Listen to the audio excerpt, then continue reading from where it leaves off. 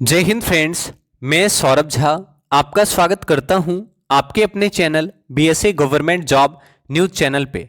आज हम लोग सभी प्रकार के कम्पिटिटिव एग्जाम्स को ध्यान में रखते हुए करंट अफेयर्स के मोस्ट इंपॉर्टेंट सवालों को देखेंगे। साथ ही साथ इन सवालों से जुड़े संभावित प्रश्नों को डिस्कस करेंगे जो आपके एग्जाम में पूछे जा सकते हैं। आप सभी से रिक्वेस्ट करेंगे कि आप क्लास को अधिक से अधिक शेयर करें ताकि अधिक संख्या में बच्चे क्लास में आकर क्लास का लाभ उठा सकें। आप सभी से रिक्वेस्ट करेंगे कि आप क्लास में सारे सवालों के आंसर किया करें और प्लीज़ क्लास को सपोर्ट करें, क्लास को लाइक और शेयर अवश्य करें। तो चलिए शुरू करते हैं क्लास और देखते हैं हमारा पहला सवाल।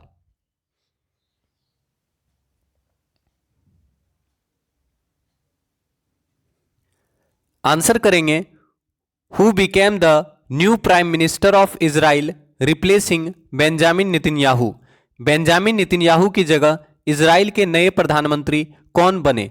तो फटाफट आंसर करेंगे, बेंजामिन नेतन्याहू के जगह इजराइल के नए प्रधानमंत्री कौन बने? तो आंसर कीजिएगा, बेंजामिन नेतन्याहू के जगह इजराइल के नए प्रधानमंत्री कौन बने? तो याद रखिएगा, इजराइल के वर्तमान में प्रधानमंत्री हैं नफ्ताली बेनेट। तो याद रखिएगा, बेंजामिन नेतन्याहू के जगह इजराइल के नए प्रधानमंत्री बने हैं नफ्ताली बेनेट। आपका आंसर हो गया ऑप्शन नंबर बी। अब आपको बताना है इजराइल के राष्ट्रपति कौन है। तो याद रखना है, इजराइल के राष्ट्रपति हैं इसाक हजोग। याद रखिएगा, इजराइल के राष्ट्रपति हैं इसाक हजोग। ठीक है, तो याद रखना है बेंजामिन नेतन्याहू के जगह इजराइल के नए प्रधानमंत्री बने हैं नफ्ताली बेनेट और इजराइल के राष्ट्रपति हैं इसाक हजोग। याद रखिएगा, तो इजराइल के प्रधानमंत्री नफ्ताली बेनेट, इजराइल के राष्ट्रपति इसाक हजोग याद रखेंगे।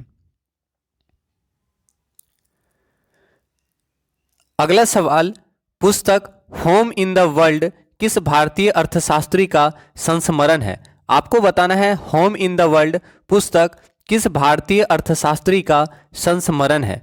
ठीक है, और आप जानते हैं, बहुत अच्छा सवाल है, आंसर करेंगे, पुस्तक होम इन द वर्ल्ड किस भारतीय अर्थशास्त्री का संस्मरण है? तो याद रखिएगा, होम इन द वर्ल्ड पुस्तक अमर्त्य सेन का संस्मरण है। आप जानते हैं अमर्त्य सेन जी को नोबेल पुरस्कार भी मिल चुका है। कब मिला है? 1998 में इनको नोबेल मिला है। तो याद रखिएगा, अमर्त्य सेन को 1998 ईस्वी में नोबेल मिला है। किस क्षेत्र में नोबेल मिला है? तो आप जानते हैं कल्याणकारी अर्थशास्त्र के लिए इकोनॉमिक्स का नोबेल पुरस्कार मिला था। किस चीज का? इकोनॉमिक्स का नोबेल। तो याद रखिएगा, अमर्त्य सेन को इकोनॉमिक्स का नोबेल मिला है कब? 1998 ईस्वी में। 1998 ईस्वी में अमर्त्य सेन को इकोनॉमिक्स का नोबेल पुरस्कार मिला है, याद रखिएगा। और अमर्त्य सेन जी की संस्मरण है होम इन द वर्ल्ड। तो याद रखिएगा, होम इन द वर्ल्ड पुस्तक किसका संस्मरण है? तो होम इन द वर्ल्ड पुस्तक अमर्त्य सेन का संस्मरण है। अमर्त्य सेन जी को 1998 में इकोनॉमिक्स के लिए नोबेल पुरस्कार से सम्मानित किया गया था, याद रखेंगे। और आपको पता है पहली बार इकोनॉमिक्स का नोबेल पुरस्कार कब दिया गया? तो पहली बार इकोनॉमिक्स का नोबेल पुरस्कार 1969 में दिया गया था। ठीक है, पहली बार इकोनॉमिक्स का नोबेल पुरस्कार 1969 में दिया गया था, याद रखिएगा। तो home in the world Amartya Sen ji का संस्मरण है, याद रखेंगे। अगला सवाल, एलआईसी के अध्यक्ष एमआर कुमार का कार्यकाल कब तक के लिए बढ़ाया गया? तो आंसर करेंगे, for how long was the tenure of LIC chairman MR Kumar extended. LIC के अध्यक्ष एमआर कुमार का कार्यकाल कब तक के लिए बढ़ाया गया है? तो सही आंसर क्या होगा? मार्च 2022। याद रखिएगा, एलआईसी के अध्यक्ष एमआर कुमार का कार्यकाल मार्च 2022 तक के लिए बढ़ाया गया। Answer option number A. अगला सवाल, देहिंग पटकई वन्यजीव अभयारण्य किस राज्य में है जिसे सरकार ने राष्ट्रीय उद्यान घोषित किया है? तो आपको बताना है देहिंग पटकई राष्ट्रीय अभयारण्य किस राज्य में है जिसे वहां की सरकार ने राष्ट्रीय उद्यान घोषित किया है। तो मोस्ट इंपॉर्टेंट सवाल है, आपको बताना है देहिंग पटकई राष्ट्रीय उद्यान कहां पर है। ठीक है, तो आंसर करें, देहिंग पटकई राष्ट्रीय उद्यान कहां पे है? तो याद रखिएगा, आसाम में है देहिंग पटकई राष्ट्रीय उद्यान। कहां पे है? आसाम में। ठीक है, तो याद रखना है कि आसाम में है देहिंग पटकई नेशनल पार्क। आसाम ने देहिंग पटकई को राज्य के 7वें राष्ट्रीय उद्यान के रूप में अधिसूचित किया है। ठीक है, तो याद रखिएगा, आसाम में है देहिंग पटकई वन्यजीव अभयारण्य। पूछेगा देहिंग पटकई वन्यजीव अभयारण्य कहाँ पे है? आसाम में है देहिंग पटकई वन्यजीव अभयारण्य। इसके अलावा आप जानते हैं आसाम में मानस वन्यजीव अभयारण्य है, जो कि बहुत ज़्यादा पूछा जाता है। आसाम में मानस वन्यजीव अभ्यारण्य है। आसाम में कांजीरंगा नेशनल पार्क है। तो अगर आपसे पूछे कांजीरंगा नेशनल पार्क कहाँ पे है, आसाम में है। ओरंग नेशनल पार्क कहाँ पे है, तो आप याद रखिएगा ओरंग नेशनल पार्क भी आसाम में है। ठीक है, तो Orang national park Assam, Kaziranga national park Assam, Manas national park Assam, Dehing Patkai वन्यजीव अभ्यारण्य आसाम, याद रखिएगा। समझ में आया? तो देहिंग पटकई वन्यजीव अभ्यारण्य आसाम में है, याद रखेंगे। अब यहाँ से कुछ और इंपॉर्टेंट सवाल आप देखिए, जैसे आपसे पूछेगा गुरु घासीदास राष्ट्रीय उद्यान कहाँ पे है। गुरु घासीदास राष्ट्रीय उद्यान कहाँ पे है, आप बताएंगे। गुरु घासीदास राष्ट्रीय उद्यान, गुरु घासीदास नेशनल पार्क छत्तीसगढ़ में, याद रखिएगा। गुरु घासीदास नेशनल पार्क छत्तीसगढ़ में, कहाँ पे है? गुरु घासीदास नेशनल पार्क छत्तीसगढ़ में है, याद रखिएगा। इसके अलावा छत्तीसगढ़ में और कौन सा नेशनल पार्क है? तामोर पिंगला वन्यजीव अभ्यारण्य, इंपॉर्टेंट है, याद रखिएगा। तामोर पिंगला वन्यजीव अभ्यारण्य, तो अगर आपसे पूछे तामोर पिंगला वन्यजीव अभ्यारण्य कहाँ पे है, तामोर पिंगला वन्यजीव अभ्यारण्य छत्तीसगढ़ में है। ठीक है, तामोर पिंगला वन्यजीव अभ्यारण्य कहाँ पे है? छत्तीसगढ़ में है। तामोर पिंगला वन्यजीव अभ्यारण्य छत्तीसगढ़ में है। गुरु घासीदास नेशनल पार्क छत्तीसगढ़ में है, तो याद रखिएगा गुरु घासीदास राष्ट्रीय उद्यान और तामोर पिंगला वन्यजीव अभ्यारण्य छत्तीसगढ़ में है। ठीक है, अगर आपसे पूछे भितरकनिका राष्ट्रीय उद्यान कहाँ पे है, भितरकनिका राष्ट्रीय उद्यान कहाँ पे है, तो बताना है भितरकनिका नेशनल पार्क कहाँ पे है, याद रखना है। भितरकनिका नेशनल पार्क उड़ीसा में है, कहाँ पे है? भितरकनिका नेशनल पार्क उड़ीसा में है, याद रखिएगा। ठीक है, भितरकनिका नेशनल पार्क कहाँ पे है? उत्तराखंड, सॉरी उड़ीसा में है भितरकनिका नेशनल पार्क, उड़ीसा, याद रखिएगा। भारत का पहला नेशनल पार्क कौन सा है? भारत का पहला नेशनल पार्क कौन सा है? तो आप जानते हैं भारत का पहला नेशनल पार्क है gym Corbett national park. Bharat का पहला नेशनल पार्क है जिम कॉर्बेट नेशनल पार्क। ठीक है, और इसका नाम चेंज कर दिया गया है, तो ये आपसे पूछेगा एग्जाम में। तो भारत का पहला national park Jim Corbett national park. ठीक है, भितरकनिका कहाँ पे है? तो भितरकनिका उड़ीसा में है, याद रखिएगा। भारत का पहला national park Jim Corbett national park. इसका पुराना नाम क्या था जिम कॉर्बेट नेशनल पार्क का? जिम कॉर्बेट नेशनल पार्क का पुराना नाम था Hailey national park. Most important सवाल है, जिम कॉर्बेट नेशनल पार्क का पुराना नाम था हैली नेशनल पार्क। अब बोलेगा आपसे कि जिम कॉर्बेट नेशनल पार्क का नया नाम क्या है, तो ये भी आपको याद रखना है। जिम कॉर्बेट नेशनल पार्क का नया नाम क्या रखा गया है, तो याद रखिएगा रामगंगा नेशनल पार्क। ठीक है, तो जिम कॉर्बेट नेशनल पार्क का नाम बदल करके रामगंगा नेशनल पार्क कर दिया गया है, याद रखिएगा। ठीक है, तो भारत का पहला नेशनल पार्क है gym Corbett national park. Jim Corbett national park का पुराना नाम है हैली नेशनल पार्क और जिम कॉर्बेट नेशनल पार्क का नया नाम है Ramganga national park. Jim Corbett national park Uttarakhand में है, याद रखिएगा। ठीक है, समझ में आया कहाँ पे है? और ये फर्स्ट टाइगर रिजर्व है। Gym Corbett national park Bharat का पहला टाइगर रिजर्व है, तो ये भी आप याद रख सकते हैं। फर्स्ट टाइगर रिजर्व आपसे पूछ सकता है, भारत का फर्स्ट टाइगर रिजर्व कौन सा है, तो gym Corbett national park Bharat का पहला टाइगर रिजर्व है, याद रखिएगा। लिख लीजिएगा अच्छे से कि gym Corbett national park Bharat का पहला नेशनल पार्क है, भारत का पहला टाइगर रिजर्व है, उत्तराखंड में है, याद रखिएगा। कांजीरंगा नेशनल पार्क आप जानते हैं आसाम में है, कांजीरंगा नेशनल पार्क, याद रखिएगा। अगर आपसे पूछे रामगढ़ विषधारी टाइगर रिजर्व कहाँ पे है, रामगढ़ विषधारी टाइगर रिजर्व कहाँ पे है, बताएंगे। रामगढ़ विषधारी टाइगर रिजर्व कहाँ पे है? ठीक है, रामगढ़ विषधारी टाइगर रिजर्व कहाँ पे है, तो याद रखना है राजस्थान में है। रामगढ़ विषधारी टाइगर रिजर्व कहाँ पे है? राजस्थान में है। इसके अलावा राजस्थान में और कौन सा नेशनल पार्क है, आपको पता है? राजस्थान में और कौन सा नेशनल पार्क है, बताएंगे। तो याद रखना है रामगढ़ विषधारी टाइगर रिजर्व राजस्थान में है। रणथंभौर आप जानते ही हैं कि रणथंभौर नेशनल पार्क राजस्थान में है, याद रखिएगा। रणथंभौर नेशनल पार्क राजस्थान में है। मुकुंदरा टाइगर रिजर्व कहाँ पे है, तो ये भी राजस्थान में है। तो Ranthambore national park Rajasthan, Mukundra tiger reserve Rajasthan. ठीक है, इसके अलावा याद रखना है रामगढ़ विषधारी टाइगर रिजर्व राजस्थान। ठीक है, तो रामगढ़ विषधारी टाइगर रिजर्व और मुकुंदरा टाइगर रिजर्व राजस्थान में है, याद रखिएगा। पीलीभीत टाइगर रिजर्व बहुत इंपॉर्टेंट है, पीलीभीत टाइगर रिजर्व। ठीक है, आपसे पूछ सकता है अभी करंट में पीलीभीत टाइगर रिजर्व कहाँ पे है, तो पीलीभीत टाइगर रिजर्व कहाँ पे है आपको बताना है। पीलीभीत टाइगर रिजर्व कहाँ पे है, तो याद रखना है पीलीभीत टाइगर रिजर्व उत्तर प्रदेश में। कहाँ पे है पीलीभीत टाइगर रिजर्व? उत्तर प्रदेश में है। और पीलीभीत टाइगर रिजर्व को कौन सा अवार्ड मिला है, तो याद रखिएगा बाघों की आबादी को दुगुना करने के लिए, बाघों की आबादी को दुगुना करने के लिए T+2 अवार्ड मिला है। ठीक है, T+2 अंतर्राष्ट्रीय अवार्ड मिला है। तो अगर आपसे पूछे कौन सा ऐसा टाइगर रिजर्व है जिसे T+2 अंतर्राष्ट्रीय अवार्ड मिला है, तो याद रखिएगा पीलीभीत टाइगर रिजर्व उत्तर प्रदेश में है। पीलीभीत टाइगर रिजर्व उत्तर प्रदेश में है, जिसे बाघों की आबादी को दुगुना करने के लिए T+2 अवार्ड से सम्मानित किया गया है, याद रखिएगा। इसके अलावा आपको याद रखना है उत्तर प्रदेश में और भी नेशनल पार्क है, जैसे दुधवा नेशनल पार्क है उत्तर प्रदेश में, ठीक है, दुधवा नेशनल पार्क उत्तर प्रदेश में है, पीलीभीत टाइगर रिजर्व उत्तर प्रदेश में है, याद रखिएगा, ठीक है। चलिए अब अगला सवाल देखेंगे। इस सवाल का आंसर क्या हो गया, देहिंग पटकई वन्यजीव अभ्यारण्य कहाँ पे है, तो देहिंग पटकई वन्यजीव अभ्यारण्य आसाम में है।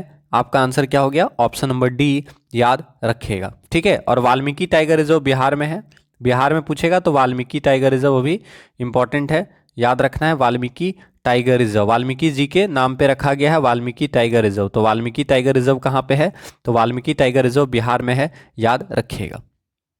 तो क्लास को प्लीज एक बार शेयर कर दें, आप सभी रिक्वेस्ट करेंगे। 47वां G7 लीडर्स समिट 2021 कहां आयोजित की गई, तो आंसर करेंगे 47वां G7 लीडर्स समिट 2021 कहां आयोजित किया गया। Option number A Cornwall United kingdom, option B New York USA, option C London United kingdom, option D Delhi Bharat. तो आपको याद रखना है 47वां G7 leaders summit Cornwall United Kingdom में आयोजित किया गया। आंसर क्या होगा, कॉर्नवॉल यूनाइटेड किंगडम। तो याद रखिएगा 47वां G7 लीडर्स समिट, 47वां G7 leaders summit 2021 Cornwall United Kingdom में आयोजित किया गया, ठीक है। 47वां G7 leaders summit 2021 Cornwall United Kingdom में आयोजित किया गया, याद रखेंगे। अगला सवाल, नरेंद्र मोदी ने किस शिखर सम्मेलन में वन अर्थ वन हेल्थ का विचार रखा। आंसर करेंगे नरेंद्र मोदी ने किस शिखर सम्मेलन में वन अर्थ वन हेल्थ का विचार रखा। तो आंसर करेंगे in which summit did Narendra Modi put forward the idea of one earth one health. तो नरेंद्र मोदी जी के द्वारा कौन से शिखर सम्मेलन में वन अर्थ वन हेल्थ का विचार रखा गया। तो याद रखना है G7, याद रखिएगा G7 सम्मेलन में नरेंद्र मोदी ने वन अर्थ वन हेल्थ का विचार रखा, ठीक है। तो G7 समिट के दौरान नरेंद्र मोदी ने वन अर्थ वन हेल्थ का विचार रखा, याद रखिएगा। अगला सवाल, ग्रुप ऑफ 7 G7 ने बहुराष्ट्रीय कंपनियों पर न्यूनतम कितना प्रतिशत टैक्स रखने का समझौता जून 2021 में किया। तो आंसर करेंगे group of 7 sign an agreement to keep minimum what percentage of tax on multinational companies in June 2021। Group of 7 ने बहुराष्ट्रीय कंपनियों पर न्यूनतम कितना प्रतिशत टैक्स रखने का समझौता 2021 में किया है। तो आपका आंसर होगा 15%। तो याद रखिएगा ग्रुप ऑफ 7 G7 के द्वारा बहुराष्ट्रीय कंपनियों पर न्यूनतम 15% टैक्स रखने का समझौता किया गया है, ठीक है। तो ग्रुप ऑफ 7 ने बहुराष्ट्रीय कंपनियों पर न्यूनतम 15% का टैक्स लगाने का फैसला किया है। Answer option number D. अगला सवाल, विश्व बैंक ने कोविड-19 से प्रभावित भारत के MSME क्षेत्र को बढ़ावा देने के लिए जून 2021 में कितनी रकम लोन देने को मंजूरी दी। तो आंसर करेंगे MSME का मतलब आप जानते ही हैं, ठीक है। तो आपको बताना है विश्व बैंक के द्वारा, वर्ल्ड बैंक के द्वारा, ठीक है। वर्ल्ड बैंक का हेडक्वार्टर कहाँ, वाशिंगटन DC में, आप जानते हैं। तो विश्व बैंक ने कोविड-19 से प्रभावित भारत के MSME क्षेत्र को बढ़ावा देने के लिए जून 2021 में कितनी रकम लोन देने को मंजूरी दी है। तो आंसर करेंगे, तो आपका सही आंसर होगा $500 मिलियन। तो याद रखिएगा विश्व बैंक ने कोविड-19 से प्रभावित भारत के MSME सेक्टर को बढ़ावा देने के लिए जून 2021 में $500 मिलियन रकम देने को मंजूरी दी। अगला सवाल, फ्रेंच ओपन टेनिस 2021 का पुरुष एकल खिताब किसने जीता। तो आसान सवाल है, फ्रेंच ओपन टेनिस 2021 का पुरुष एकल खिताब किसने जीता, आपको बताना है। तो फटाफट आंसर करेंगे, फ्रेंच ओपन 2021 पुरुष एकल का खिताब किनके द्वारा जीता गया। तो सही आंसर क्या होगा, ऑप्शन नंबर डी, नोवाक जोकोविच। तो याद रखिएगा फ्रेंच ओपन 2021 ठीक है, पुरुष वर्ग में किसने जीता? नोवाक जोकोविच ने जीता। और आपको पता होगा नोवाक जोकोविच ने फ्रेंच ओपन 2021 तो जीता ही जीता, इसके अलावा इन्होंने विंबलडन 2021 भी जीता। तो अगर आपसे पूछे विंबलडन 2021 कौन जीता, विंबलडन 2021 पुरुष वर्ग में, ठीक है, एकल वर्ग में कौन जीता? तो याद रखना है विंबलडन 2021 किसने जीता? तो नोवाक जोकोविच ने जीता। ठीक है, फ्रेंच ओपन किसने जीता? तो फ्रेंच ओपन भी नोवाक जोकोविच ने जीता। इसके अलावा याद रखना ऑस्ट्रेलियन ओपन किसने जीता? तो ऑस्ट्रेलियन ओपन भी नोवाक जोकोविच ने जीता था 2021 का। ठीक है, तो ये इंपॉर्टेंट व्यक्ति हैं और नंबर 1 टेनिस प्लेयर है। ऑस्ट्रेलियन ओपन कौन जीता 2021 का? तो ये भी आपको याद रखना है, नोवाक जोकोविच। ठीक है, तो ऑस्ट्रेलियन ओपन 2021 नोवाक जोकोविच ने जीता, विंबलडन 2021 नोवाक जोकोविच ने जीता, फ्रेंच ओपन टेनिस 2021 नोवाक जोकोविच ने जीता, याद रखिएगा। और नोवाक जोकोविच किस देश के हैं? तो नोवाक जोकोविच सर्बिया के हैं। कहाँ के हैं? तो याद रखना है नोवाक जोकोविच सर्बिया के प्लेयर हैं नोवाक जोकोविच। ठीक है, नोवाक जोकोविच कहाँ के हैं? सर्बिया के हैं, याद रखिएगा। रोजर फेडरर आप सभी जानते हैं स्विट्जरलैंड के हैं। कहाँ के हैं? स्विट्जरलैंड के हैं रोजर फेडरर, याद रखना है रोजर फेडरर स्विट्जरलैंड के हैं। राफेल नडाल कहाँ के हैं? बताइएगा राफेल नडाल कहाँ के हैं? आपको पता है राफेल नडाल कहाँ के हैं? कमेंट कीजिएगा राफेल नडाल कहाँ के हैं। ठीक है, तो ये समझ में आ गया आपको कि आंसर क्या होगा। तो फ्रेंच ओपन टेनिस 2021 का खिताब किसने जीता? नोवाक जोकोविच ने जीता, याद रखिएगा। अब एक सवाल और बहुत अच्छा बनता है कि नोवाक जोकोविच ने विंबलडन जीता, ऑस्ट्रेलियन ओपन जीता, फ्रेंच ओपन जीता, लेकिन आप जानते हैं कि 4 ग्रैंड स्लैम होता है इंपॉर्टेंट। ठीक है, इसमें से क्या होता है यूएस ओपन ये हार जाते हैं, तो इसलिए ये सवाल पूछता है बहुत ज़्यादा कि यूएस ओपन 2021 कौन जीता। तो आपको बताना है यूएस ओपन 2021 कौन जीता, क्योंकि यूएस ओपन को छोड़कर बाकी सभी तो नोवाक जोकोविच जीते, लेकिन यूएस ओपन में ये हार जाते हैं। और जीतते कौन है? तो आपको याद रखना है डेनियल मेदवेदेव। तो याद रखिएगा यूएस ओपन 2021 कौन जीता? डेनियल मेदवेदेव जीता, डेनियल मेदवेदेव ने जीता यूएस ओपन 2021। और आपको बताना है कि यूएस ओपन जो डेनियल मेदवेदेव ने जीता ये किस देश के हैं? रूस के हैं। तो याद रखिएगा रूस के खिलाड़ी डेनियल मेदवेदेव ने यूएस ओपन 2021 जीता। किसको हराया? तो याद रखना है नोवाक जोकोविच की हार हुई थी और जीते कौन थे? Daniel Medvedev. ठीक है, तो याद रखना है यूएस ओपन 2021 डेनियल मेदवेदेव ने जीता नोवाक जोकोविच को हराकर, याद रखिएगा। ठीक है, समझ में आया। और ये कहाँ के हैं? याद रखना है डेनियल मेदवेदेव रूस के प्लेयर हैं। ठीक है, और नोवाक जोकोविच कहाँ के प्लेयर हैं? तो सर्बिया के प्लेयर हैं नोवाक जोकोविच, और इन्होंने फ्रेंच ओपन 2021 का खिताब जीता, याद रखिएगा। ठीक है, चलिए अगला सवाल देखते हैं। आंसर हो गया option number D. Rafael Nadal कहाँ के हैं? स्पेन के हैं राफेल नडाल, याद रखिएगा। ठीक है, अगला सवाल, फ्रेंच ओपन टेनिस 2021 का महिला एकल खिताब किसने जीता? तो आंसर कीजिएगा फ्रेंच ओपन टेनिस 2021 का महिला एकल का खिताब किसने जीता? फ्रेंच ओपन महिला एकल का खिताब किसने जीता? तो सही आंसर क्या होगा बताएंगे? तो याद रखना है बारबोरा क्रेजिकोवा, याद रखिएगा बारबोरा क्रेजिकोवा ने फ्रेंच ओपन 2021 महिला एकल का खिताब जीता है। और ये किस देश की हैं? तो चेक गणराज्य। ठीक है, कहाँ की हैं? चेक गणराज्य। तो याद रखिएगा चेक गणराज्य की हैं, चेक गणराज्य की बारबोरा क्रेजिकोवा ने, चेक गणराज्य की बारबोरा क्रेजिकोवा ने फ्रेंच ओपन 2021 का महिला एकल का खिताब जीता। ठीक है, तो फ्रेंच ओपन 2021 महिला एकल का खिताब किसने जीता? बारबोरा क्रेजिकोवा, याद रखिएगा। लेकिन हो सकता है आपसे पूछ दे ऑस्ट्रेलियन ओपन 2021 किसने जीता महिला में।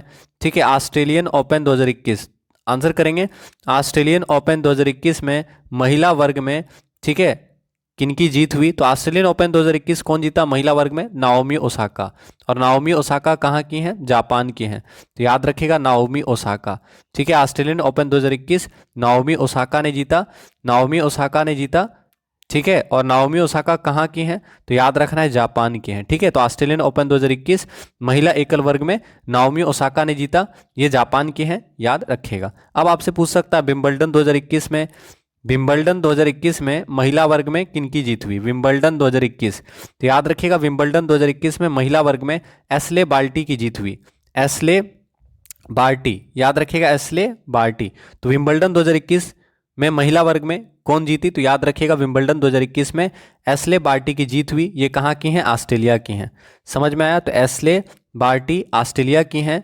ठीक है, ऑस्ट्रेलिया की खिलाड़ी हैं Ashleigh Barty, Ashleigh Barty Australia की खिलाड़ी हैं जिन्होंने विंबलडन 2021 का खिताब जीता। अब ये तो एकदम आसान है, देखिए बार्टी लिखा है तो आप बाल्टी करके भी याद रख सकते हैं यहाँ से। तो विंबलडन 2021 किसने जीता? एस्ले बार्टी ने जीता है और ये ऑस्ट्रेलिया की हैं, याद रखिएगा। अगर आपसे पूछे अमेरिकन ओपन 2021 किस महिला खिलाड़ी ने जीता? अमेरिकन ओपन 2021 किस महिला खिलाड़ी ने जीता? तो आपको याद रखना है एम्मा रादुकानु, याद रखिएगा एम्मा रादुकानु। ठीक है, तो ये भी आसान सवाल होगा, एम्मा रादुकानु, याद रखिएगा एम्मा रादुकानु ने अमेरिकन ओपन 2021 जीता है। ठीक है, और ये कहाँ की हैं? तो ये ब्रिटेन की हैं। ठीक है, तो याद रखिएगा ब्रिटेन की हैं एम्मा रादुकानु। ठीक है, तो अमेरिकन ओपन 2021 में महिला एकल वर्ग में किसने जीता? तो एम्मा रादुकानु ने, जो कि ब्रिटेन की हैं, याद रखिएगा। ठीक है, चलिए अगला सवाल देखते हैं। तो क्लास को प्लीज आप लोग सपोर्ट करें। संयुक्त राष्ट्र ने 2021 से 2030 को कौन सा दशक घोषित किया? तो आंसर करेंगे which decade has been declared by the United Nations as 2021 to 2030। तो बहुत ही इंपॉर्टेंट सवाल है। संयुक्त राष्ट्र के द्वारा 2021 से 2030 को कौन सा दशक घोषित किया गया? तो आंसर करेंगे संयुक्त राष्ट्र द्वारा 2021 से 2030 को कौन सा दशक घोषित किया गया? तो आपका आंसर क्या होगा? पारिस्थितिक तंत्र की बहाली। तो याद रखिएगा संयुक्त राष्ट्र के द्वारा 2021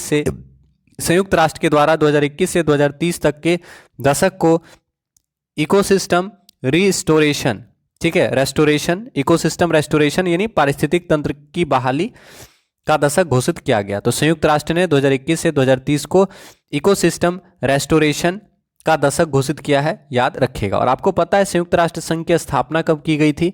तो 24 अक्टूबर को हम लोग संयुक्त राष्ट्र स्थापना दिवस मनाते हैं। तो 24 अक्टूबर 1945 को संयुक्त राष्ट्र संघ का स्थापना हुआ था। ठीक है, तो याद रखिएगा अगर पूछे संयुक्त राष्ट्र संघ की स्थापना 24 अक्टूबर 1945 को संयुक्त राष्ट्र संघ की स्थापना की गई थी। और संयुक्त राष्ट्र अथवा यूनाइटेड नेशन नाम अमेरिका के तत्कालीन राष्ट्रपति फ्रैंकलिन डी रूजवेल्ट ने दिया था, याद रखिएगा। और संयुक्त राष्ट्र संघ के संस्थापक सदस्य देशों की संख्या 51 थी। संयुक्त राष्ट्र संघ के 51वां संस्थापक सदस्य देश थे पोलैंड। याद रखिएगा संयुक्त राष्ट्र संघ के संस्थापक सदस्य देशों की संख्या 51 थी और संयुक्त राष्ट्र संघ का 51वां संस्थापक सदस्य देश बना पोलैंड। वर्तमान में संयुक्त राष्ट्र संघ के कितने सदस्य हैं? तो वर्तमान में संयुक्त राष्ट्र संघ के 193 सदस्य देश हैं और 193वां सदस्य देश है दक्षिणी सूडान, याद रखिएगा। तो संयुक्त राष्ट्र संघ का वर्तमान में 193वां सदस्य देश क्या है? दक्षिणी सूडान, याद रखिएगा।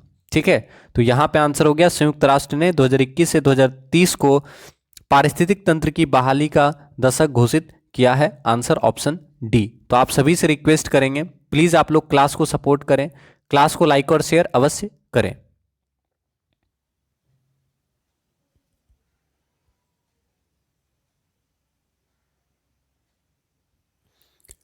अगला सवाल, नीति आयोग ने किन बैंकों के निजीकरण की सिफारिश जून 2021 में केंद्र सरकार से की? आंसर करेंगे नीति आयोग ने किन बैंकों के निजीकरण की सिफारिश जून 2021 में केंद्र सरकार से की? ऑप्शन ए एसबीआई और PNB, option B Bank of Baroda और SBI, option C SBI and Central Bank of India, option D Central Bank of India और इंडियन ओवरसीज बैंक। तो आंसर करेंगे नीति आयोग के द्वारा किन बैंकों के निजीकरण की सिफारिश जून 2021 में केंद्र सरकार को की गई थी? तो सही आंसर होगा option number D Central bank और इंडियन ओवरसीज बैंक। तो याद रखिएगा नीति आयोग ने सेंट्रल बैंक और इंडियन ओवरसीज बैंक के निजीकरण की सिफारिश जून 2021 में केंद्र सरकार से की थी। Answer option number D. अगला सवाल, एचएसबीसी इंडिया के नए सीईओ कौन हैं? आंसर करेंगे who is the new CEO of HSBC India.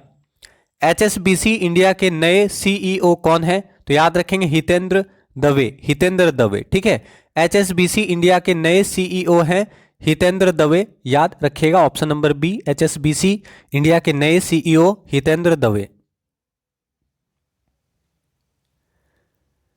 अगला सवाल, पेट्रोलियम और प्राकृतिक गैस नियामक बोर्ड के नए अध्यक्ष कौन हैं? आंसर करेंगे who is the new chairman of petroleum and natural gas regulatory board. Petroleum और प्राकृतिक गैस नियामक बोर्ड के नए अध्यक्ष कौन हैं? तो याद रखना है संजीव नंदन सहाय। पेट्रोलियम और प्राकृतिक गैस नियामक बोर्ड के नए अध्यक्ष बने हैं संजीव नंदन सहाय। ठीक है, तो पेट्रोलियम और प्राकृतिक गैस नियामक बोर्ड के नए अध्यक्ष हैं संजीव नंदन सहाय, याद रखेंगे। अगला सवाल, भारत थाईलैंड समन्वित गश्ती अभ्यास 9 से 11 जून 2021 को कहां आयोजित हुआ? तो आंसर करेंगे भारत थाईलैंड समन्वित गश्ती अभ्यास 9 से 11 जून 2021 को कहां पर आयोजित हुआ? तो फटाफट आंसर करेंगे। आपका आंसर होगा ऑप्शन नंबर ए, अंडमान सागर। याद रखिएगा, भारत थाईलैंड समन्वित गश्ती अभ्यास अंडमान सागर में आयोजित हुआ था। ठीक है, तो भारत थाईलैंड समन्वित गश्ती अभ्यास कहां पर हुआ? तो अंडमान सागर में आयोजित हुआ था, याद रखिएगा। अब यहां से कुछ इंपॉर्टेंट सवाल आप याद रखिए, जैसे आपसे पूछ सकता है इक्वेरिन एक्सरसाइज किन दो देशों के बीच होता है? बताइएगा, इक्वेरिन एक्सरसाइज किन दो देशों के बीच होता है? इक्वेरिन अभ्यास किन दो देशों के बीच होता है? तो याद रखिएगा, भारत और मालदीव। भारत और मालदीव के बीच होता है इक्वेरिन एक्सरसाइज, और यह थल सेना का एक्सरसाइज है। तो भारत और मालदीव के बीच में थल सेना का एक्सरसाइज है इक्वेरिन। तो याद रखिएगा, इक्वेरिन अभ्यास भारत और मालदीव के बीच होता है। ठीक है, इक्वेरिन अभ्यास भारत और मालदीव के बीच में होता है। अगर आपसे पूछे दोस्ती एक्सरसाइज किन देशों के बीच में होती है? दोस्ती अभ्यास किन किन देशों के बीच में होता है? तो आपको याद रखना है, दोस्ती एक्सरसाइज भारत, श्रीलंका और मालदीव के बीच में होता है। दोस्ती एक्सरसाइज भारत, श्रीलंका और मालदीव के बीच होता है। याद रखिएगा, दोस्ती एक्सरसाइज भारत, मालदीव और श्रीलंका के बीच होता है। ठीक है, और ये कोस्ट गार्ड का एक्सरसाइज है। तो याद रखिएगा, दोस्ती भारत श्रीलंका और मालदीव के बीच होने वाला कोस्ट गार्ड का एक्सरसाइज है। ठीक है, तो दोस्ती एक्सरसाइज भारत, श्रीलंका और मालदीव के बीच होता है, कोस्ट गार्ड का एक्सरसाइज है, और 2021 में दोस्ती एक्सरसाइज मालदीव में संपन्न हुआ था, याद रखिएगा। अगर आपसे पूछे blue flag exercise, most important है ब्लू फ्लैग एक्सरसाइज। आपको बताना है ब्लू फ्लैग एक्सरसाइज किस प्रकार का अभ्यास है। तो याद रखिएगा, ब्लू फ्लैग अभ्यास जो है बहुराष्ट्रीय सैन्य अभ्यास है। ब्लू फ्लैग क्या है? बहुराष्ट्रीय सैन्य अभ्यास है। याद रखिएगा, ब्लू फ्लैग बहुराष्ट्रीय सैन्य अभ्यास है। ब्लू फ्लैग बहुराष्ट्रीय सैन्य अभ्यास है, याद रखिएगा। और ये वायुसेना का अभ्यास है, तो ब्लू फ्लैग बहुराष्ट्रीय सैन्य अभ्यास है, याद रखिएगा। कोंकण शक्ति एक्सरसाइज किन किन देशों के बीच में होता है? तो बताएंगे, कोंकण शक्ति एक्सरसाइज किन किन देशों के बीच में होता है? तो कोंकण शक्ति एक्सरसाइज भारत और ब्रिटेन के बीच में होता है कोंकण शक्ति। तो याद रखिएगा, भारत और ब्रिटेन के बीच में होता है कोंकण शक्ति एक्सरसाइज। ठीक है, तो भारत और ब्रिटेन के बीच होता है कोंकण शक्ति एक्सरसाइज, याद रखिएगा। अगर आपसे पूछा जाए मालाबार युद्ध अभ्यास किन किन देशों के बीच में होता है? आंसर करेंगे, मालाबार युद्ध अभ्यास किन किन देशों के बीच में होता है? तो मालाबार एक्सरसाइज किन किन देशों के बीच में होता है? तो याद रखना है, मालाबार एक्सरसाइज 4 देशों के बीच में होता है, जापान, भारत, अमेरिका और ऑस्ट्रेलिया। इसमें सबसे नया कौन जुड़ा है, कौन सा देश जुड़ा है? तो ऑस्ट्रेलिया। ठीक है, तो याद रखिएगा, Malabar exercise Bharat, Japan, America और ऑस्ट्रेलिया के बीच में होता है मालाबार एक्सरसाइज। और मालाबार जो है नौसेना का एक्सरसाइज है, और मालाबार एक्सरसाइज 2021 कहाँ हुआ था? तो याद रखिएगा, मालाबार एक्सरसाइज 2021 आपका बंगाल की खाड़ी में हुआ था। ठीक है, तो Malabar exercise Bharat, Japan, America और ऑस्ट्रेलिया के बीच होने वाला नौसेना एक्सरसाइज है, याद रखिएगा। ठीक है, काजिंद एक्सरसाइज किन किन देशों के बीच में होता है? काजिंद एक्सरसाइज किन किन देशों के बीच होता है? तो याद रखिएगा, काजिंद एक्सरसाइज कजाकिस्तान और इंडिया के बीच में होता है। तो याद रखिएगा, काजिंद एक्सरसाइज कजाकिस्तान और भारत के बीच में होता है। ठीक है, काजिंद एक्सरसाइज कजाकिस्तान और भारत के बीच में होता है। तो याद रखना है, काजिंद एक्सरसाइज कजाकिस्तान और भारत के बीच होता है। अगर आपसे पूछे वज्र प्रहार, तो बताएंगे वज्र प्रहार एक्सरसाइज किन किन देशों के बीच होता है? तो भारत और अमेरिका के बीच में होता है वज्र प्रहार एक्सरसाइज। तो याद रखिएगा, वज्र प्रहार एक्सरसाइज भारत और अमेरिका के बीच में होता है वज्र प्रहार एक्सरसाइज। तो याद रखिएगा, वज्र प्रहार एक्सरसाइज भारत और अमेरिका के बीच होता है वज्र प्रहार एक्सरसाइज। इसके अलावा आप जानते हैं भारत और अमेरिका के बीच युद्धाभ्यास भी होता है। तो अगर आपसे पूछे युद्धाभ्यास किन दो देशों के बीच होता है, तो युद्धाभ्यास भारत और अमेरिका के बीच होता है। वज्र प्रहार भी भारत और अमेरिका के बीच में होता है, याद रखिएगा। फ्रांस के साथ कौन कौन सा एक्सरसाइज होता है, आपको पता है फ्रांस के साथ कौन कौन सा एक्सरसाइज होता है? तो ये आप याद रखिएगा, फ्रांस के साथ कौन कौन सा एक्सरसाइज होता है। तो वरुण एक्सरसाइज किसके साथ होता है? तो याद रखना है वरुण एक्सरसाइज फ्रांस के साथ होता है। गरुड़ एक्सरसाइज किसके साथ होता है? तो गरुड़ एक्सरसाइज फ्रांस के साथ होता है। शक्ति एक्सरसाइज फ्रांस के साथ होता है। ठीक है, तो याद रखिएगा वरुण एक्सरसाइज, गरुड़ एक्सरसाइज और शक्ति एक्सरसाइज भारत और फ्रांस के बीच में होता है। ठीक है, तो इस सवाल का आंसर आपको याद रखना है कि भारत और थाईलैंड समन्वित गश्ती अभ्यास जून 2021 में कहां पर संपन्न हुआ? तो अंडमान सागर में संपन्न हुआ। Answer option A. तो क्लास को प्लीज आप लोग सपोर्ट करें, आप सभी से रिक्वेस्ट करेंगे। अगला सवाल, बिटकॉइन को लीगल टेंडर का दर्जा देने वाला दुनिया का पहला देश कौन है? आंसर करेंगे बिटकॉइन को लीगल टेंडर का दर्जा देने वाला दुनिया का पहला देश कौन है? आंसर करें। ठीक है, which is the first country in the world to give legal tender status to bitcoin? Bitcoin को लीगल टेंडर का दर्जा देने वाला दुनिया का पहला देश कौन बना है? तो अल सल्वाडोर। याद रखिएगा, बिटकॉइन को लीगल टेंडर का दर्जा देने वाला दुनिया का पहला देश बना है अल सल्वाडोर। तो इंपॉर्टेंट सवाल है, बिटकॉइन को लीगल टेंडर का दर्जा देने वाला दुनिया का पहला देश अल सल्वाडोर, याद रखेंगे। अगला सवाल, विश्व रक्तदान दिवस कब मनाया जाता है? तो आंसर करेंगे वर्ल्ड ब्लड डोनर डे कब मनाया जाता है? वर्ल्ड ब्लड डोनर डे कब मनाया जाता है? तो आप जानते हैं 14 जून। 14 जून को क्या मनाया जाता है? तो याद रखिएगा 14 जून को विश्व रक्तदान दिवस मनाया जाता है। 14 जून को विश्व रक्तदान दिवस मनाया जाता है, याद रखिएगा। ठीक है, 14 जून विश्व रक्तदान दिवस मनाया जाता है। अगर आपसे पूछे नेशनल मिल्क डे कब मनाया जाता है? नेशनल मिल्क डे कब मनाया जाता है, बताएंगे। नेशनल मिल्क डे कब मनाया जाता है? नेशनल मिल्क डे कब मनाया जाता है? तो आप जानते हैं संविधान दिवस कब मनाया जाता है? उसी दिन नेशनल मिल्क डे भी मनाया जाता है। तो ये चीज़ याद रखिएगा, संविधान दिवस कब मनाया जाता है? 26 नवंबर को संविधान दिवस मनाया जाता है। 26 नवंबर को संविधान दिवस मनाया जाता है और 26 नवंबर को ही राष्ट्रीय दुग्ध दिवस मनाया जाता है। तो याद रखिएगा नेशनल मिल्क डे 26 नवंबर, कॉन्स्टिट्यूशन डे 26 नवंबर। ठीक है, अगर आपसे पूछे राष्ट्रीय ऊर्जा संरक्षण दिवस कब मनाया जाता है? तो आंसर करेंगे राष्ट्रीय ऊर्जा संरक्षण दिवस कब मनाया जाता है? राष्ट्रीय ऊर्जा संरक्षण दिवस कब मनाया जाता है, बताएंगे। राष्ट्रीय ऊर्जा संरक्षण दिवस 14 दिसंबर को मनाया जाता है। याद रखिएगा, राष्ट्रीय ऊर्जा संरक्षण दिवस 14 दिसंबर को मनाया जाता है। ठीक है, अगर आपसे पूछे विश्व रेडियोग्राफी डे कब मनाया जाता है? विश्व रेडियोग्राफी डे कब मनाया जाता है? तो आंसर करेंगे विश्व रेडियोग्राफी डे कब मनाया जाता है? तो विश्व रेडियोग्राफी डे कब मनाया जाता है? 8 नवंबर। 8 नवंबर को विश्व रेडियोग्राफी डे मनाया जाता है।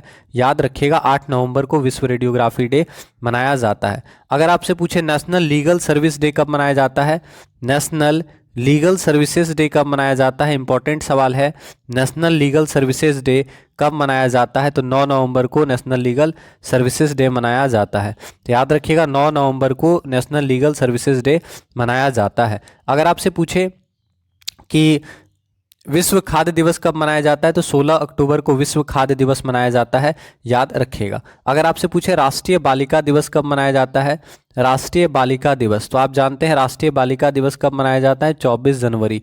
याद रखिएगा 24 जनवरी को राष्ट्रीय बालिका दिवस मनाया जाता है। 24 जनवरी को क्या मनाया जाता है? राष्ट्रीय बालिका दिवस मनाया जाता है। लेकिन अगर आपसे पूछे अंतर्राष्ट्रीय बालिका दिवस, तब आप क्या आंसर करेंगे? अंतर्राष्ट्रीय बालिका दिवस कब मनाया जाता है? राष्ट्रीय बालिका दिवस 24 जनवरी, लेकिन अंतर्राष्ट्रीय बालिका दिवस कब मनाया जाता है? तो इंपॉर्टेंट सवाल है, बताएं अंतर्राष्ट्रीय बालिका दिवस कब मनाया जाता है? 11 अक्टूबर को।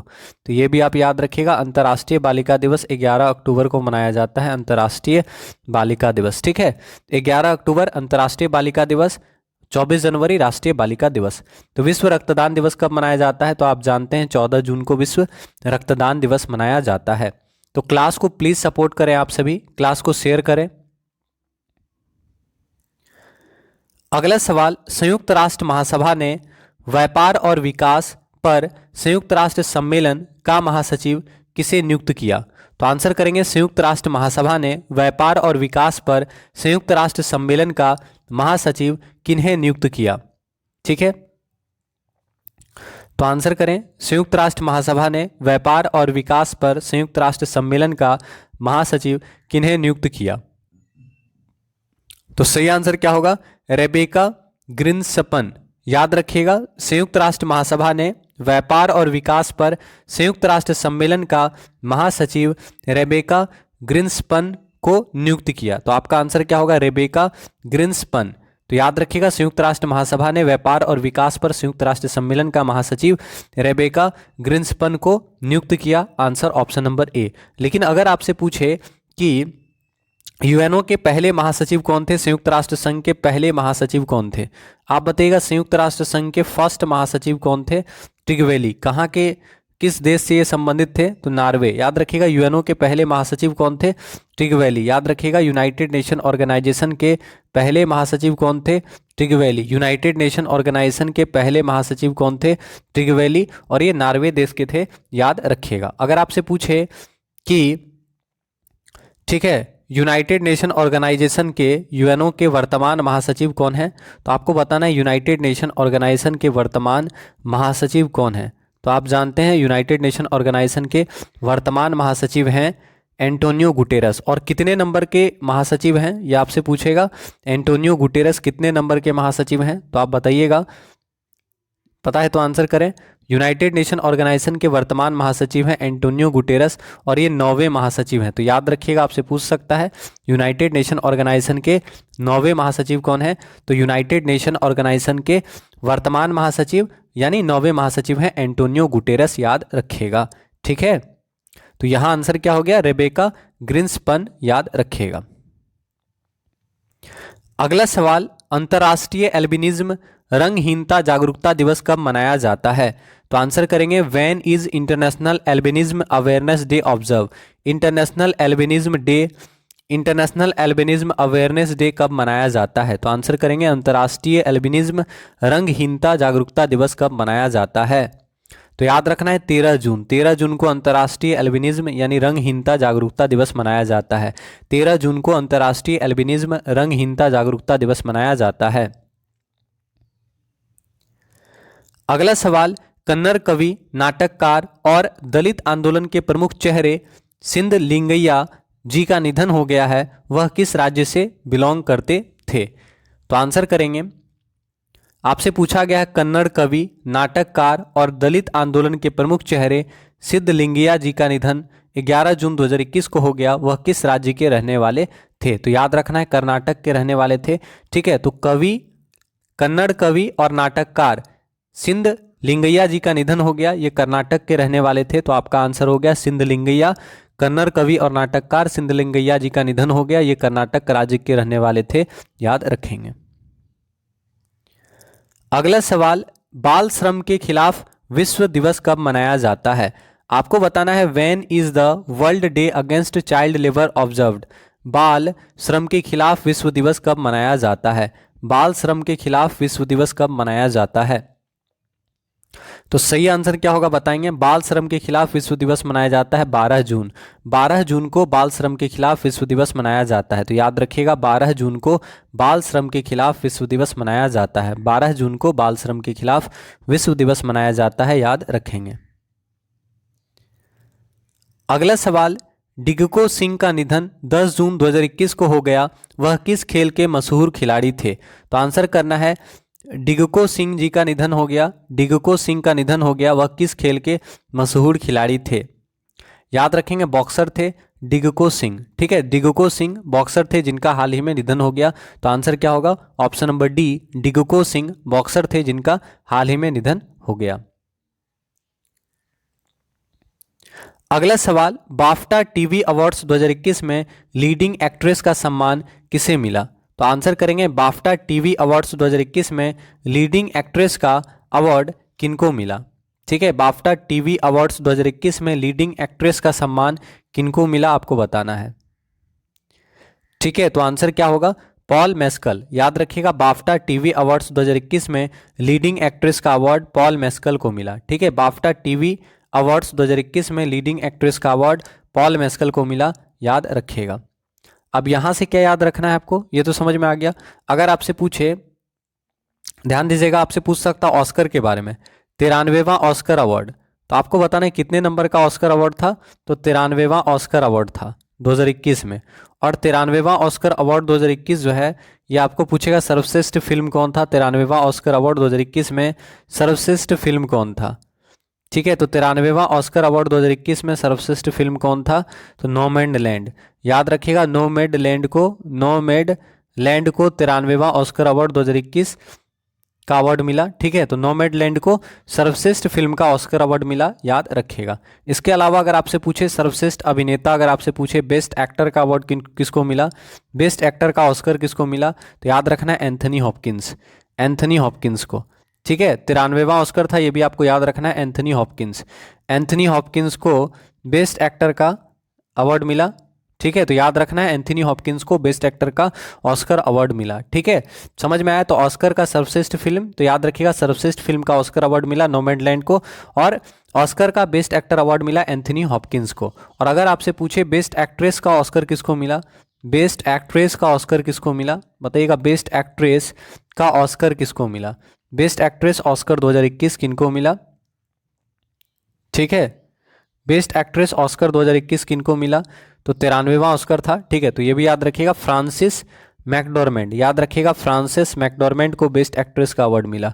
फ्रांसिस मैकडॉर्मेंड को बेस्ट एक्ट्रेस का अवार्ड मिला। ठीक है, तो याद रखिएगा सर्वश्रेष्ठ अभिनेता का ऑस्कर एंथनी हॉपकिंस को मिला द फादर फिल्म के लिए। द फादर फिल्म के लिए एंथनी हॉपकिंस को सर्वश्रेष्ठ अभिनेता का पुरस्कार मिला। और नोमैडलैंड फिल्म के लिए फ्रांसिस मैकडॉर्मेंड को बेस्ट एक्ट्रेस का ऑस्कर अवार्ड मिला, याद रखिएगा। ठीक है, और पूछेगा अगर सर्वश्रेष्ठ निर्देशक का ऑस्कर किसको मिला, तो क्लोज हाउ को, नोमैडलैंड फिल्म के लिए क्लोज हाउ को सर्वश्रेष्ठ निर्देशक का ऑस्कर अवार्ड मिला, याद रखिएगा। ठीक है, तो इस सवाल को भी याद रखिएगा। बाफ्टा टीवी अवार्ड 2021 में लीडिंग एक्ट्रेस का सम्मान किसको मिला, पॉल मेस्कल, याद रखिएगा। Answer option A. तो क्लास को प्लीज आप लोग सपोर्ट करें, रिक्वेस्ट करेंगे। अगला सवाल, विश्व प्रत्यायन दिवस कब मनाया जाता है, तो आंसर करेंगे विश्व प्रत्यायन दिवस कब मनाया जाता है। विश्व प्रत्यायन दिवस कब मनाया जाता है, तो 9 जून को विश्व प्रत्यायन दिवस मनाया जाता है, याद रखिएगा 9 जून को विश्व प्रत्यायन दिवस मनाया जाता है। अगला सवाल, विश्व महासागर दिवस कब मनाया जाता है, आंसर करेंगे विश्व महासागर दिवस कब मनाया जाता है। विश्व महासागर दिवस कब मनाया जाता है आपको बताना है। ठीक है, तो ये इंपॉर्टेंट सवाल बनेगा, याद रखना है 8 जून को विश्व महासागर दिवस मनाया जाता है। ठीक है, तो याद रखिएगा 8 जून को वर्ल्ड ओशियन डे, विश्व महासागर दिवस मनाया जाता है। 8 जून को विश्व महासागर दिवस मनाया जाता है। ठीक है, 8 जून विश्व महासागर दिवस। अगला सवाल, पुस्तक 1232 kilometre the long journey home के लेखक कौन है, आंसर करेंगे पुस्तक 1232 kilometre the long journey home के लेखक कौन है। ठीक है, 1232 किलोमीटर द लॉन्ग जर्नी पुस्तक के लेखक कौन है आपको बताना है। तो सही आंसर क्या होगा, विनोद कापरी, याद रखिएगा विनोद कापरी के द्वारा लिखित पुस्तक है 1232 kilometre the long journey home. ठीक है, तो याद रखिएगा 1232 kilometre the long journey home पुस्तक के लेखक कौन है, विनोद कापरी। Answer option number D. अगला सवाल, रंजीत सिंह दिसाले को, आंसर करेंगे रंजीत सिंह दिसाले को विश्व बैंक शिक्षा सलाहकार नियुक्त किया गया है, वह किस वैश्विक अवार्ड के विजेता हैं। तो रंजीत सिंह दिसाले को विश्व बैंक के शिक्षा सलाहकार के रूप में नियुक्त किया गया है और इनको कौन सा वैश्विक अवार्ड मिल चुका है ये आपको बताना है। तो आप सभी जानते हैं कि रंजीत सिंह दसाले जी को ग्लोबल टीचर अवार्ड मिला है। ठीक है, तो याद रखना ऑप्शन नंबर डी आपका सही आंसर होगा। याद रखिएगा रंजीत सिंह दसाले को ग्लोबल टीचर अवार्ड मिला है, ठीक है, रंजीत सिंह दसाले को ग्लोबल टीचर अवार्ड मिला है। और साथ ही साथ याद रखिएगा कि रंजीत सिंह दसाले को विश्व बैंक का शिक्षा सलाहकार नियुक्त किया गया है। ठीक है, तो विश्व बैंक के शिक्षा सलाहकार के रूप में नियुक्त किए गए हैं रंजीत सिंह दसाले, और रंजीत सिंह दसाले को ग्लोबल टीचर अवार्ड से भी सम्मानित किया जा चुका है। ठीक है, अगला सवाल, फार्मूला 1 अजरबैजान ग्रांड प्रिक्स 2021 के विजेता का नाम बताएं। आपको बताना है फार्मूला 1 अजरबैजान ग्रैंड प्रिक्स 2021 के विजेता कौन है। ठीक है, फार्मूला 1 2021 अजरबैजान ग्रैंड प्रिक्स के विजेता कौन है आपको बताना है। तो आपका सही आंसर क्या होगा? Option number A Sergio Perez. याद रखिएगा फार्मूला 1 अजरबैजान ग्रैंड प्रिक्स 2021 के विजेता है सर्जियो पेरेज। ठीक है, तो फार्मूला 1 अजरबैजान ग्रैंड प्रिक्स के विजेता कौन है? सर्जियो पेरेज, याद रखिएगा। तो फार्मूला 1 अजरबैजान ग्रैंड प्रिक्स 2021 के विजेता है सर्जियो पेरेज, याद रखिएगा। अगला सवाल, नॉलेज इकोनॉमी मिशन की शुरुआत किस राज्य सरकार ने की? आंसर करेंगे नॉलेज इकोनॉमी मिशन की शुरुआत किस राज्य सरकार के द्वारा की गई? तो फटाफट आंसर करेंगे। नॉलेज इकोनॉमी मिशन की शुरुआत किस राज्य सरकार के द्वारा की गई? तो आपका सही आंसर क्या होना चाहिए? Option number B Kerala. याद रखिएगा नॉलेज इकोनॉमी मिशन की शुरुआत, नॉलेज इकोनॉमी मिशन की शुरुआत केरल राज्य सरकार के द्वारा किया गया। तो आंसर क्या हो गया? नॉलेज इकोनॉमी मिशन की शुरुआत केरल राज्य सरकार के द्वारा की गई, याद रखिएगा। Answer option number B. अगला सवाल, संयुक्त राष्ट्र का दूसरा वैश्विक सतत परिवहन सम्मेलन अक्टूबर 2021 में कहां आयोजित हुआ? आंसर करेंगे संयुक्त राष्ट्र का दूसरा वैश्विक सतत परिवहन सम्मेलन अक्टूबर 2021 में कहां आयोजित हुआ? ग्लोबल सस्टेनेबल ट्रांसपोर्ट कॉन्फ्रेंस कहां आयोजित हुआ था आपको बताना है। तो सही आंसर क्या होगा? चीन। संयुक्त राष्ट्र का दूसरा वैश्विक सतत परिवहन सम्मेलन चीन में आयोजित हुआ। Answer option number A. अगला सवाल, वर्ल्ड यूनिवर्सिटी रैंकिंग 2022 के अनुसार दुनिया का सबसे बेहतर संस्थान कौन सा है?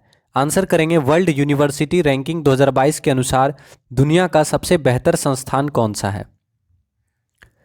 तो आपका सही आंसर क्या होगा? वर्ल्ड यूनिवर्सिटी रैंकिंग 2022 के अनुसार दुनिया का सबसे बेहतर संस्थान है, क्या है बताइएगा। तो आपका आंसर क्या हो गया? Option number A Massachusetts institute of technology. Answer क्या होगा? Massachusetts institute of technology. तो याद रखिएगा वर्ल्ड यूनिवर्सिटी रैंकिंग 2022 के अनुसार दुनिया का सबसे बेहतर संस्थान है Massachusetts institute of technology. Answer option number A. अगला सवाल, क्यूएस वर्ल्ड यूनिवर्सिटी रैंकिंग 2022 में टॉप 200 की लिस्ट में भारत के कितने इंस्टीट्यूट शामिल हैं? तो आंसर कीजिएगा क्यूएस वर्ल्ड यूनिवर्सिटी रैंकिंग 2022 में टॉप 200 की लिस्ट में भारत के कितने इंस्टीट्यूट शामिल हैं? तो आपका सही आंसर क्या होना चाहिए? Option number B 3। याद रखिएगा क्यूएस वर्ल्ड यूनिवर्सिटी रैंकिंग 2022 में, क्यूएस वर्ल्ड यूनिवर्सिटी रैंकिंग 2022 में टॉप 200 की लिस्ट में भारत के 3 इंस्टीट्यूट को शामिल किया गया है। भारत के 3 इंस्टीट्यूट को शामिल किया गया है। अगला सवाल, क्यूएस वर्ल्ड यूनिवर्सिटी रैंकिंग 2022 में टॉप 1000 की लिस्ट में भारत के कितने इंस्टीट्यूट शामिल किए गए हैं? तो आंसर करेंगे क्यूएस वर्ल्ड यूनिवर्सिटी रैंकिंग 2022 में टॉप 1000 की लिस्ट में भारत के कितने इंस्टीट्यूट को शामिल किया गया है? तो याद रखिएगा आंसर क्या होने वाला है? Option number C 22। ठीक है, तो क्यूएस वर्ल्ड यूनिवर्सिटी रैंकिंग 2022 में टॉप 1000 की लिस्ट में भारत के 22 इंस्टीट्यूट को शामिल किया गया है। आंसर हो गया ऑप्शन नंबर सी। अगला सवाल, पुलित्जर पुरस्कार 2021 की घोषणा की गई, इसमें स्पेशल काइटेशन कैटेगरी में किसे अवार्ड मिला? तो आंसर करेंगे पुलित्जर पुरस्कार 2021 का घोषणा किया गया, इसमें स्पेशल काइटेशन कैटेगरी में किन्हें अवार्ड मिला? तो फटाफट आंसर करें, पुलित्जर पुरस्कार 2021 में स्पेशल काइटेशन कैटेगरी में किनको अवार्ड मिला? तो आपका सही आंसर क्या होगा? डानेला फ्रेजियर। तो याद रखिएगा पुलित्जर पुरस्कार 2021 में स्पेशल काइटेशन कैटेगरी का अवार्ड मिला है डानेला फ्रेजियर को। तो आंसर क्या होगा? डानेला फ्रेजियर को याद रखना है पुलित्जर पुरस्कार में स्पेशल काइटेशन कैटेगरी में अवार्ड दिया गया? Answer option number D, Darnella Frazier. अगला सवाल, विश्व बाल श्रम निषेध दिवस कब मनाया जाता है? आंसर करेंगे विश्व बाल श्रम निषेध दिवस कब मनाया जाता है? तो आंसर कीजिएगा विश्व बाल श्रम निषेध दिवस कब मनाया जाता है? तो आपका सही आंसर क्या होगा? 12 जून। याद रखिएगा 12 जून को विश्व बाल श्रम निषेध दिवस मनाया जाता है। 12 जून को विश्व बाल श्रम निषेध दिवस मनाया जाता है, याद रखेंगे। अगला सवाल, सूरत सिंह माथुर का निधन 11 जून 2021 को हो गया, वह किस लिए जाने जाते थे? तो आंसर करेंगे सूरत सिंह माथुर का निधन 11 जून 2021 को हो गया, वह किस क्षेत्र में जाने जाते थे? तो सूरत सिंह माथुर जी का निधन हो गया, वह किस क्षेत्र के लिए जाने जाते थे आपको बताना है। तो आंसर होगा स्वतंत्र भारत के पहले एथलीट थे सूरत सिंह माथुर, जिनका हाल ही में निधन हो गया। तो इंपॉर्टेंट सवाल है, सूरत सिंह माथुर स्वतंत्र भारत के पहले एथलीट थे जिनका निधन हो गया है। तो आपको याद रखना है सूरत सिंह माथुर का संबंध किस क्षेत्र से है। तो एथलीट थे सूरत सिंह माथुर, स्वतंत्र भारत के पहले एथलीट सूरत सिंह माथुर जी का निधन हो गया है, याद रखेंगे। स्वतंत्र भारत के पहले एथलीट सूरत सिंह माथुर का निधन हो गया है, याद रखिएगा। ठीक है, अब यहां से देखिए, अगर आपसे पूछे मन्नू भंडारी जी का हाल में निधन हुआ है, जो सवाल पूछा जा सकता है, तो आपको बताना है मन्नू भंडारी का संबंध किस क्षेत्र से है। तो मन्नू भंडारी हिंदी लेखिका, याद रखिएगा हिंदी लेखिका मन्नू भंडारी जी का निधन हो गया है। हिंदी लेखिका मन्नू भंडारी जी का निधन हो गया है। 2008 में इनको व्यास सम्मान से सम्मानित किया गया था, याद रखिएगा। तो मन्नू भंडारी हिंदी लेखिका का निधन हो गया है, याद रखेंगे। इसके अलावा अगर आपसे पूछे, ध्यान दीजिएगा, विनोद दुआ का हाल ही में निधन हो गया है, किस क्षेत्र से संबंधित थे विनोद दुआ? तो याद रखिएगा पत्रकार थे विनोद दुआ, यानी पत्रकारिता से संबंधित थे विनोद दुआ। ठीक है, तो पत्रकारिता, हिंदी पत्रकारिता से संबंधित थे, तो याद रखना है विनोद दुआ पत्रकारिता से संबंधित थे विनोद दुआ, जिनका निधन हो गया है। ठीक है, समझ में आया। और याद रखना है 2008 में इनको पद्मश्री सम्मान मिला था विनोद दुआ जी को। तो विनोद दुआ पत्रकार थे, याद रखिएगा। ठीक है, इसके अलावा आपसे पूछ सकता है तारक सिन्हा जी का हाल में निधन हो गया, यह किस क्षेत्र से संबंधित थे? तारक सिन्हा आपसे पूछेगा, तारक सिन्हा का हाल ही में निधन हो गया, यह किस क्षेत्र से संबंधित थे? तो याद रखिएगा तारक सिन्हा क्रिकेट कोच थे। तारक सिन्हा क्रिकेट कोच थे और इनको द्रोणाचार्य पुरस्कार भी मिल चुका था। ठीक है, तो याद रखिएगा तारक सिन्हा क्रिकेट कोच थे। तारक सिन्हा जी क्रिकेट कोच थे जिनका निधन हो गया है, याद रखिएगा। और इनको द्रोणाचार्य पुरस्कार से भी सम्मानित किया जा चुका है। इसके अलावा इन्होंने आकाश चोपड़ा, आशीष नेहरा, ऋषभ पंत जैसे क्रिकेटरों को प्रशिक्षण दिया है, तो इसलिए ये इंपॉर्टेंट है। तो याद रखना है तारक सिन्हा क्रिकेट के कोच थे जिनका निधन हो गया है, याद रखेंगे। ठीक है, अनिरुद्ध जगन्नाथ जी के बारे में आप जानते हैं, मॉरिशस के पूर्व राष्ट्रपति और प्रधानमंत्री अनिरुद्ध जगन्नाथ जी का भी निधन हो गया है। 2020 में अनिरुद्ध जगन्नाथ जी को पद्म विभूषण पुरस्कार से सम्मानित किया गया था। तो याद रखिएगा 2020 में अनिरुद्ध जगन्नाथ को पद्म विभूषण पुरस्कार से सम्मानित किया गया था। ठीक है, चलिए अगला सवाल देखते हैं। संयुक्त राष्ट्र महासभा की ब्यूरोक्रेसी का नेतृत्व करने के लिए किसे चुना गया है? आंसर करेंगे संयुक्त राष्ट्र महासभा की ब्यूरोक्रेसी का नेतृत्व करने के लिए किसे चुना गया है? तो सही आंसर क्या होगा?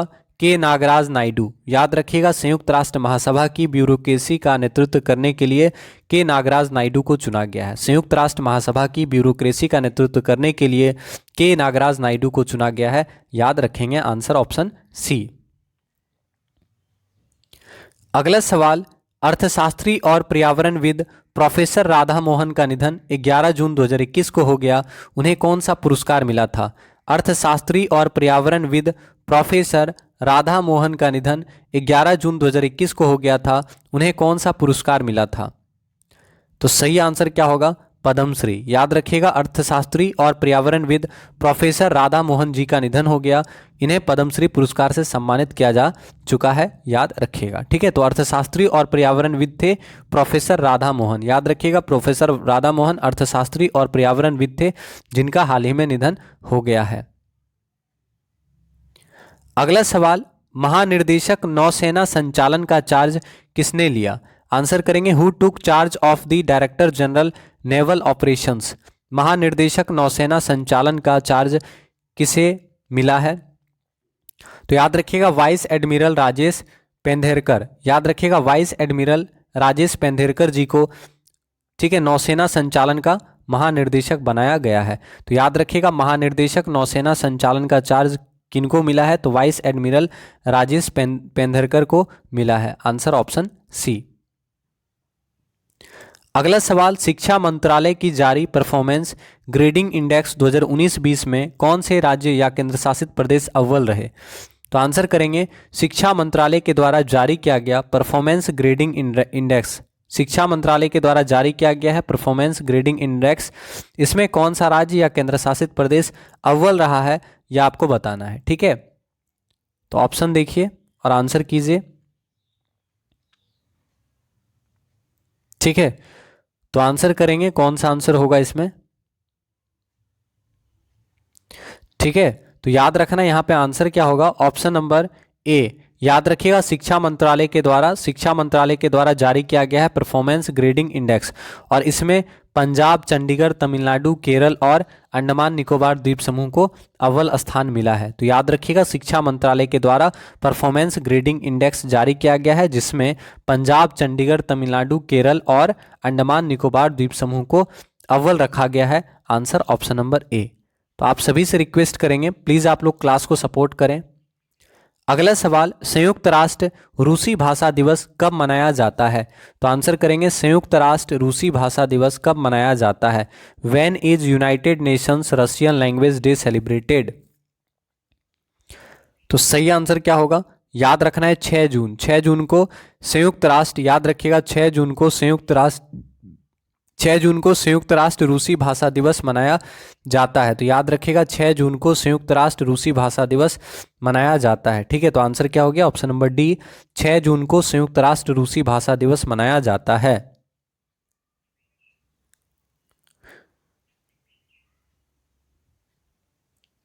तो इतना ही सवाल था। आप सभी से हम्बल रिक्वेस्ट करेंगे कि प्लीज़ आप लोग क्लास को सपोर्ट कीजिएगा, क्लास को लाइक और शेयर अवश्य करें। साथ ही साथ आप सभी से रिक्वेस्ट करेंगे कि आप लोग क्लास में अगर नए आए हैं तो प्लीज़ चैनल को सब्सक्राइब कीजिएगा और साथ ही साथ रेगुलर रहिएगा। तो मिलते हैं आपसे अगले क्लास में। आप सभी का तहे दिल से धन्यवाद करेंगे। जय हिंद, जय भारत, जय BSA, धन्यवाद।